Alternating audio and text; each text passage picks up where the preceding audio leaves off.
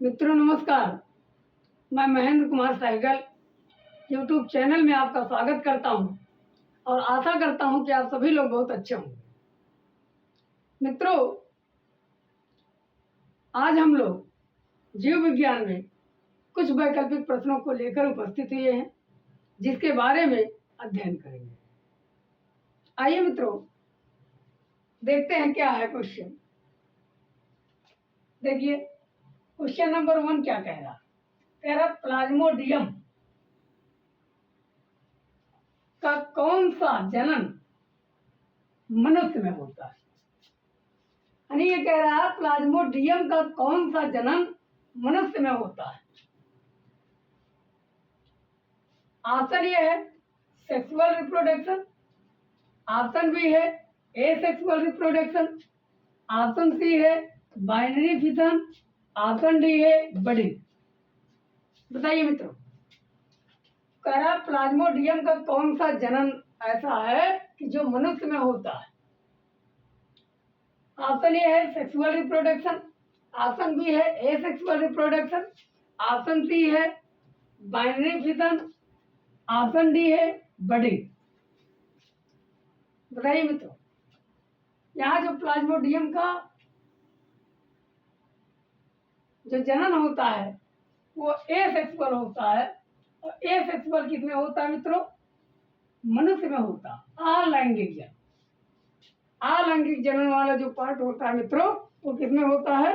मनुष्य में होता है। किसमें होता है? मनुष्य में। क्लियर? जबकि लैंगिक जनन जो होता है वो मस्क्यूटो में होता है। तो अगर पूछा जाए प्लाज्मोडियम का कौन सा रिप्रोडक्शन मनुष्य में होता है, तो एसेक्सुअल रिप्रोडक्शन किसमें होता है? मनुष्य में, ह्यूमन में। आइए क्वेश्चन नंबर 2 देखते हैं। क्वेश्चन नंबर 2 क्या कह रहा है? कह रहा प्लाज्मोडियम का प्रिंसिपल होस्ट या प्राथमिक पोषक कौन है। ये कह रहा है, क्वेश्चन नंबर 2 कह रहा है कि प्लाज्मोडियम का प्रिंसिपल होस्ट या प्राथमिक पोषक कौन है। बताइए। ऑप्शन ए है मच्छर, ऑप्शन बी है मनुष्य, ऑप्शन सी है सुअर, ऑप्शन डी है अमीबा। बताइए मित्रों, प्लाज्मोडियम का प्रिंसिपल होस्ट प्राथमिक पोषक कौन माना जाता है।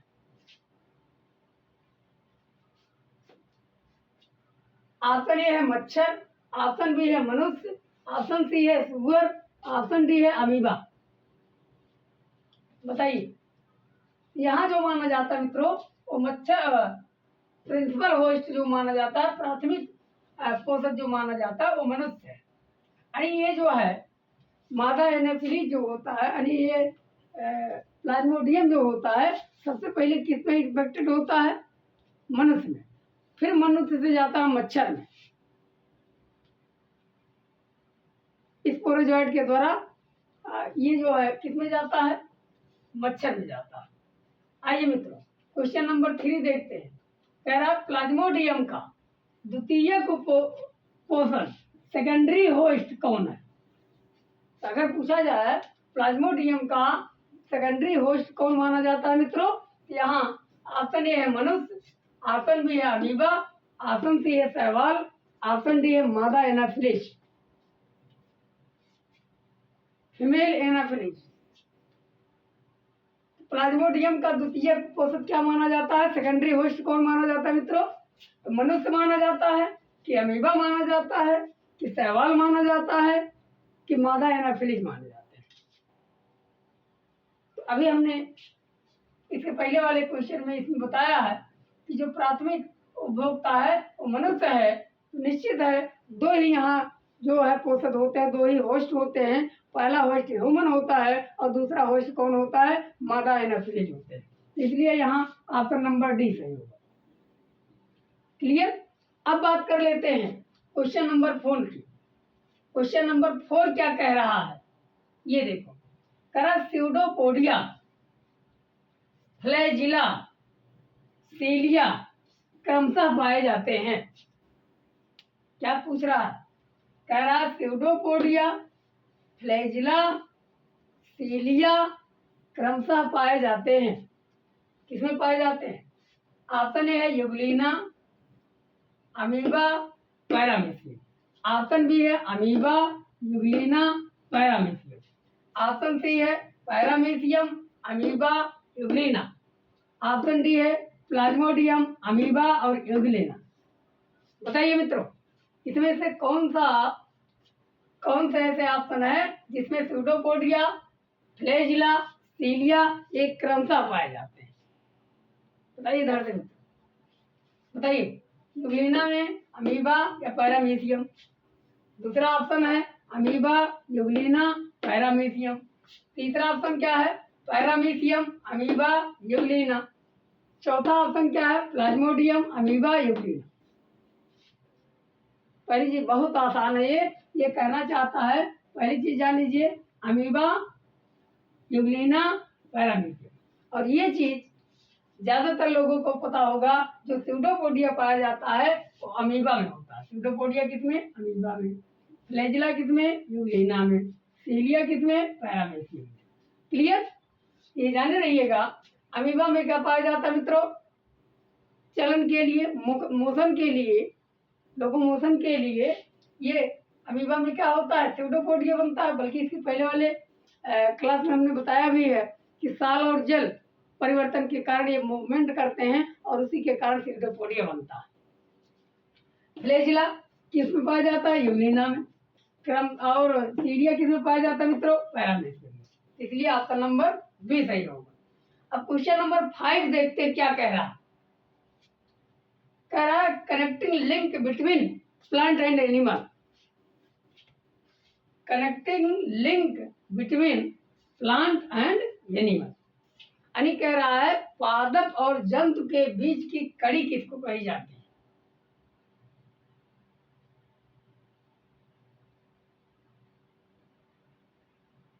ऑप्शन ए है पैरामीशियम, ऑप्शन बी है अमीबा, ऑप्शन सी है यूग्लिना, ऑप्शन डी है प्लाज्मोडियम।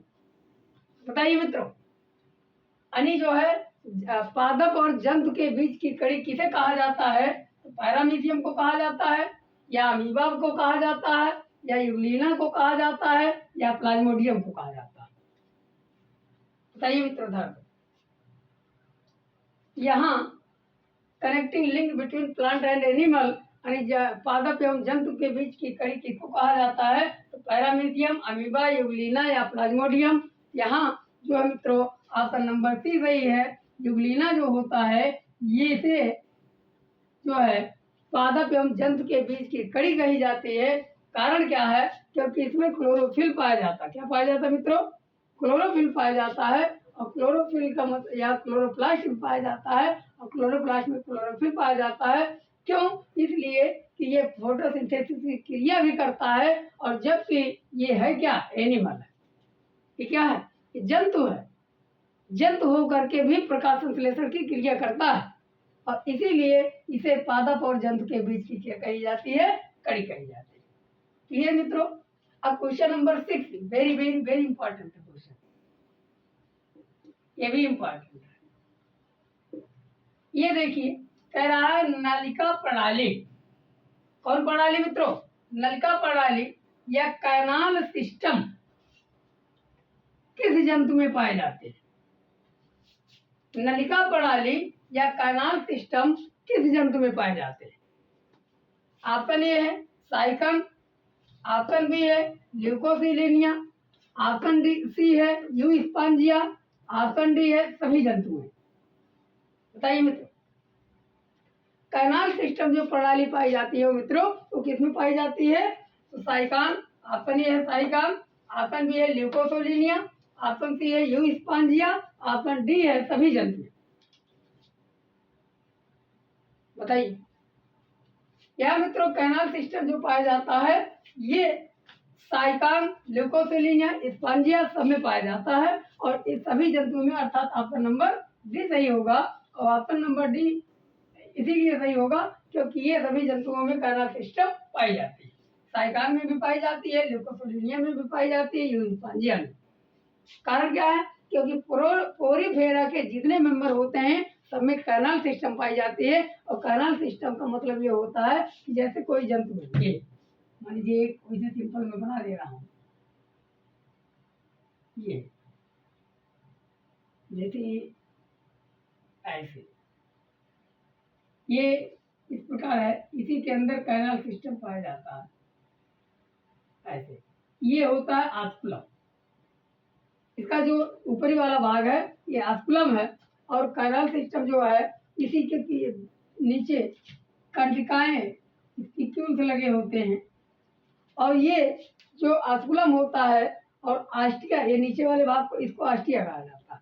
आस्टिया के द्वारा यहाँ जो है क्या होता है कि ये खाद्य पदार्थों को जल के साथ या खाद्य पदार्थों को डायरेक्ट अपने अंदर एंट्री करते हैं और इसके द्वारा ये क्या कर देते हैं, कैनाल के द्वारा इसमें उस तरह से कोई पाचन नहीं होता है, लेकिन जो फूड मटेरियल रहते हैं वो इसी के द्वारा इनके अंदर अपने अंदर ये ऑब्जर्व कर लेते हैं।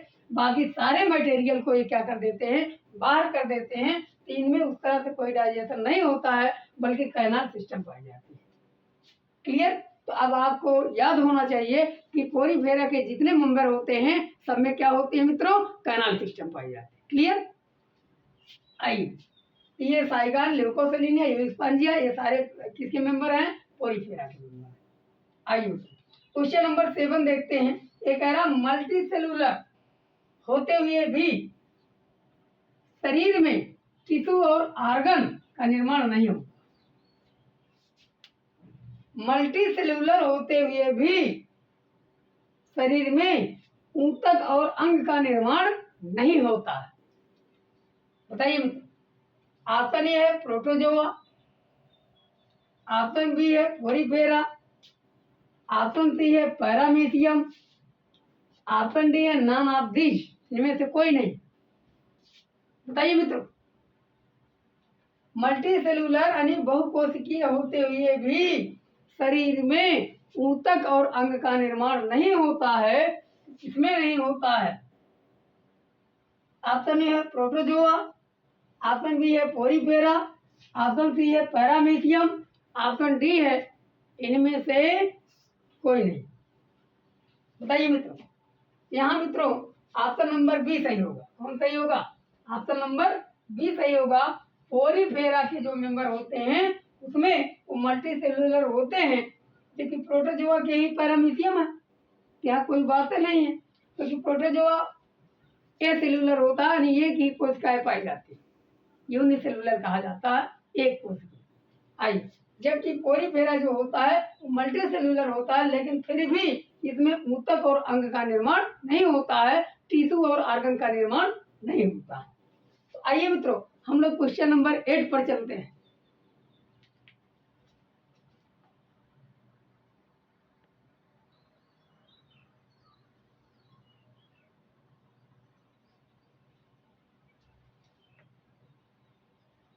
आइए मित्रों, हम लोग क्वेश्चन नंबर 8 देखेंगे क्या कह रहा। देखिए, क्वेश्चन नंबर 8 कह रहा किस फाइलम का जंतु डिप्लोब्लास्टिक अर्थात 2 अस्त्रों का बना होता है। यहाँ पूछा गया है किस फाइलम का जंतु डिप्लोब्लास्टिक अर्थात 2 अस्त्रों का बना होता है। आइए, ऑप्शन ए है प्रोटोजोआ, ऑप्शन बी है पोरीफेरा, ऑप्शन सी है सिलेंट्रेटा, ऑप्शन डी है ऑल ऑफ दिस। किस संघ का जंतु डिप्लोब्लास्टिक अर्थात 2 अस्त्रों का बना होता है? प्रोटोजोआ, पोरीफेरा, सिलेंट्रेटा या ऑल ऑफ दिस, इसमें से सभी। बताइए मित्रों।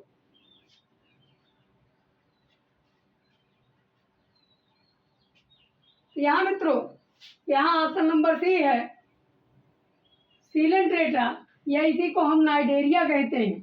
सिलेंट्रेटा का जो जंतु होता है, जितने मेंबर हैं वो डिप्लोब्लास्टिक होते हैं, और डिप्लोब्लास्टिक में 2 अस्त्रों का बना होता है, एक बाह्य अस्तर और एक आंतरिक अस्तर, भीतरी अस्तर। बाह्य अस्तर को एक्टोडर्मिस कहा जाता है। बाह्य अस्तर को क्या कहा जाता है? एक्टोडर्मिस। जबकि भीतरी अस्तर को जो है गैस्ट्रोडर्मिस कहा जाता है। क्या कहा जाता है मित्रों? गैस्ट्रोडर्मिस। तो आप जान गए कितने भागों में बटा है। 2 स्तरों में कौन डिप्लोब्लास्टिक होते हैं, लेकिन कौन कौन। एक होता है पहला ऊपर वाला भाग, क्या होता है, बाह्य स्तर को क्या कहा जाता है, बताइए, एक्टोडर्मिस। और भीतरी स्तर को क्या कहा जाता है, गैस्ट्रोडर्मिस। क्लियर। आइए यहाँ अब क्वेश्चन नंबर 9 देखते हैं। एक कह रहा है निमेटोसिस्ट दंत कोशिकाएं किस संघ के या किस फाइलम के जंतु में पाए जाते हैं। यहाँ पूछा गया है निमेटोसिस्ट या दंत कोशिकाएं किस संघ के जंतु में पाए जाते हैं, बताइए मित्रों। तो किस संघ के जंतु में पाए जाते हैं। ऑप्शन ए है प्रोटोजोआ, ऑप्शन बी है पोरीफेरा, ऑप्शन सी है सीलेंट्रेटा या नाइडेरिया उसी को कहा जाता है। आल आप यहाँ ऑप्शन डी है नन ऑफ दिस, इनमें तो कोई नहीं। यहाँ पूछा गया है कि किस जंतु, किस संघ के जंतु में, किस फाइलम के जंतु में जो है निमेटोसिस्ट या दंत कोशिकाएं पाई जाती है, बताइए। प्रोटोजोआ या पोरीफेरा या सीलेंट्रेटा या नन ऑफ दिस। यहाँ मित्रों ऑप्शन नंबर सी है सीलेंट्रेटा। सीलेंट्रेटा के जितने मेंबर होते हैं उसके फाइलम में दंत कोशिकाएं यानी निमेटोसिस्ट पाई जाती है। क्या पाई जाती है मित्रों, निमेटोसिस्ट पाई जाती है। A very important.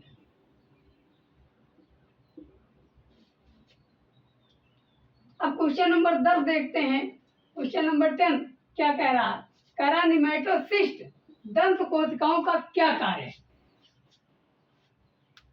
यानी निमेटोसिस्ट का कार्य क्या है, ये काम कैसे करता है, किस लिए करता है। ऑप्शन ए है मूर्छित करना या शत्रु से रक्षा करना, ऑप्शन बी है पाचन डाइजेशन जिसको कह सकते हैं, ऑप्शन सी है रिस्पायरेशन या श्वसन, ऑप्शन डी है उत्सर्जन। बताइए मित्रों निमेटोसिस्ट का कार्य क्या है।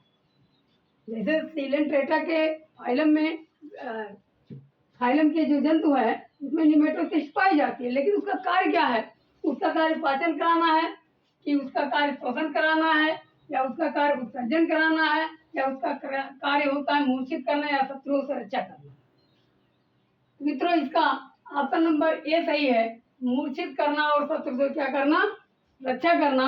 अर्थात यहाँ के जो सीलेंट्रेटा के जो मेंबर होते हैं उसमें निमेटोसिस्ट पाई जाती है और वही निमेटोसिस्ट जो है अपने शत्रुओं को क्या कर देता है, शिकार पकड़ने के लिए उनको मूर्छित करना और उनको पकड़ने के लिए सहायता करता है, प्लस शत्रुओं से क्या करता है, रक्षा करता है। क्लियर। इसलिए ऑप्शन नंबर ए सही होगा। आइए मित्रों क्वेश्चन नंबर 11 देखते हैं। कह रहा है एक लिंगी या यूनिसेक्सुअल जंतु कौन से है। एक लिंगी या यूनिसेक्सुअल जंतु कौन से है। ऑप्शन ए है पॉलिप, ऑप्शन बी है हाइड्रा, ऑप्शन सी है जेलीफिश, ऑप्शन डी है सी एनीमोन, ऑप्शन ई है सभी जंतु। बताइए मित्रों एक लिंगी जंतु कौन से हैं, यूनिसेक्सुअल जंतु कौन से हैं। तो यहाँ ऑप्शन नंबर ई सही होगा। यहाँ हमने एक ऑप्शन बढ़ा दिया है, सभी जंतु। सभी जंतु जितने जंतु लिखे गए हैं पॉलिप, हाइड्रा, जेलीफिश, सी एनीमोन, सभी जंतु क्या हैं, यूनिसेक्सुअल होते हैं। जैसे पॉलिप हो गया, हाइड्रा हो गया, जेलीफिश हो गया, सी एनीमोन हो गया, ये क्या है मित्रों, यूनिसेक्सुअल होते हैं, एक लिंगी होते हैं। क्लियर। जबकि सीलेंट्रेटा में ज्यादातर जो जंतु होते हैं वो बाइसेक्सुअल भी होते हैं ना, सॉरी, ज्यादातर जंतु क्या होते हैं, यूनिसेक्सुअल एक लिंगी होते हैं, लेकिन कुछ जंतु ऐसे हैं जो बाइसेक्सुअल भी होते हैं। आइए मित्रों अब क्वेश्चन नंबर 12 देखते हैं। क्या कह रहा बाथ स्पंज किस जंतु को कहा जाता है। बहुत इंपॉर्टेंट है, पूछा जाता है बाथ स्पंज किस जंतु को कहा जाता है।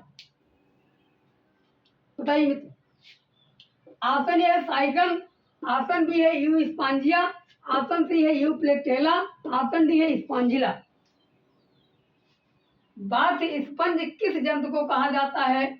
ऑप्शन ए है साइकन, ऑप्शन बी है यू स्पॉन्जिया, ऑप्शन सी है यू प्लेटेला, ऑप्शन डी है स्पॉन्जिला। बताइए मित्रों यहाँ ऑप्शन नंबर बी सही है, यू स्पॉन्जिया को बाथ स्पंज कहा जाता है। और यू स्पंजिया जो होता है वो पोरीफेरा का मेंबर होता है। किसका मेंबर है? पोरीफेरा का। दूसरी चीज और जान लीजिए, यहाँ पर इसको क्या करते हैं, बाथ स्पंज क्यों कहा जाता है? क्योंकि इसके कंकाल को इसको सुखा करके इसके कंकाल से इसका जो स्केलेटन बचा रहता है उससे लोग नहाते हैं, स्नान करते हैं, इसीलिए इसे बाथ स्पंज कहा जाता है। किसको कहा जाता है मित्रों? You Spongia. क्लियर? अब बात कर लेते हैं क्वेश्चन नंबर 13। निम्न में से कौन से संघ का जंतु का शरीर 3 अस्त्रों से बना है?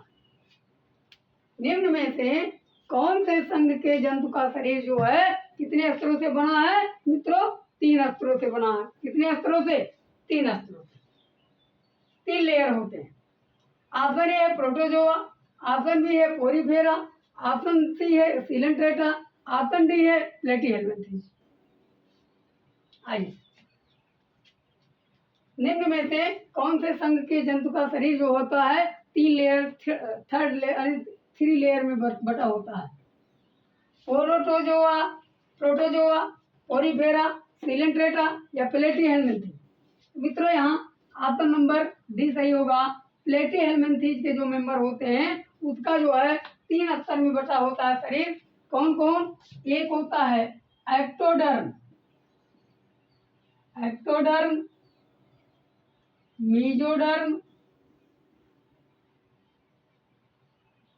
और एंडोडर्म। और क्या होता है मित्रों? एंडोडर्म। जबकि इसके पहले आपने सिलेंट्रेटा पढ़ा, तो सिलेंट्रेटा के जो जंतु होते हैं वो 2 स्तरों में होता है, एक एक्टोडर्मिस और दूसरा जो है गैस्ट्रोडर्मिस होता है। बाहरी जो है भित्ति को क्या कहा जाता है? एक्टोडर्मिस। और भीतरी भित्ति को क्या कहा जाता है? गैस्ट्रोडर्मिस। ये 2 स्तरों में। आइए मित्रों, अब बात कर लेते हैं क्वेश्चन नंबर 14। कह रहा है फ्लेम सेल्स या ज्वाला कोशिकाएं, फ्लेम सेल्स या ज्वाला कोशिकाएं किस संघ के जंतु में पाए जाते हैं? बताइए मित्रों, फ्लेम सेल्स जो होती है या ज्वाला कोशिकाएं ये किस संघ के जंतु में पाए जाते हैं? ऑप्शन ए है प्रोटोजोआ, ऑप्शन बी है पोरीफेरा, ऑप्शन सी है प्लेटीहेल्मिन्थेस, ऑप्शन डी है सिलेंट्रेटा। बताइए मित्रों, फ्लेम सेल किस फाइलम के जंतु में पाए जाते हैं? यहाँ ऑप्शन नंबर सी सही है मित्रों। प्लेटीहेल्मिन्थेस के जो मेंबर होते हैं, संघ के जो जंतु होते हैं उसमें क्या पाए जाते हैं? फ्लेम सेल पाई जाती है। और फ्लेम सेल जो होता है ये उत्सर्जन आर्गन है, स्क्रीटरी आर्गन माना जाता है। पोरीफेरा का ये क्या है? स्क्रीटरी आर्गन, यानी उत्सर्जन अंग माना जाता है। और ये किसमें होता है? प्लेटीहेल्मिन्थेस में होता है। क्लियर मित्रों? ये याद रहना चाहिए, स्क्रीटरी वेरी इंपॉर्टेंट, ये भी है, ये भी इंपॉर्टेंट है। अब बात कर लेते हैं क्वेश्चन नंबर 15 की 15 की। पूछ रहा है निम्न में से कौन सा जंतु द्विलिंगी होती है? निम्न में से कौन सा जंतु द्विलिंगी होती है? बाइसेक्सुअल होता है। बताइए, निम्न में से कौन सा जंतु क्या होता है? द्विलिंगी होता है या बाइसेक्सुअल होता है, और या इसी को उभयलिंगी भी कह सकते हैं। ऑप्शन ए है प्लेनेरिया, ऑप्शन बी है फैसियोला हिपैटिका जिसे लिवर फ्लूक भी कहा जाता है, फ्लैटवर्म, फीता क्रीम जिसको कहा जाता है, सिस्टोसोमा, या ऑप्शन नंबर ई है ऑल ऑफ दिस, इनमें से सभी। पूछा गया है निम्न में से कौन सा जंतु बाइसेक्सुअल होते हैं, द्विलिंगी होते हैं मित्रों? ऑप्शन ए है प्लेनेरिया, ऑप्शन बी है फैसियोला हिपैटिका, ऑप्शन सी है फ्लैटवर्म, ऑप्शन डी है सिस्टोसोमा, ऑप्शन ई है ऑल ऑफ दिस। क्या मित्रों? ऑल ऑफ दिस सही होगा, अर्थात ई वाला ऑप्शन सही होगा। तो इसका मतलब ये कहना चाहता है जो द्विलिंगी जंतु हैं वो प्लेनेरिया भी होता है, हिपैटिका भी होता है, और ये आपका फ्लैटवर्म भी होता है, और सिस्टोसोमा भी होता है।